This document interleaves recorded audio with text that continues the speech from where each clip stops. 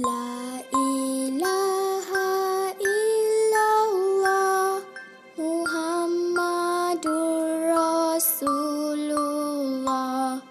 Tiada Tuhan melainkan Allah.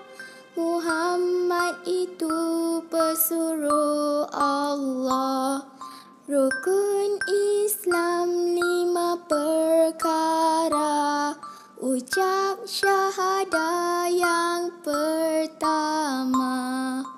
Kalau nak tengok video Alif dan Sofia lagi, jangan lupa like dan subscribe channel Alif Sofia. Alif tahu, tekan sekali ikon loceng kat tepi butang subscribe dia kawan-kawan. Jangan lupa komen sekali ya.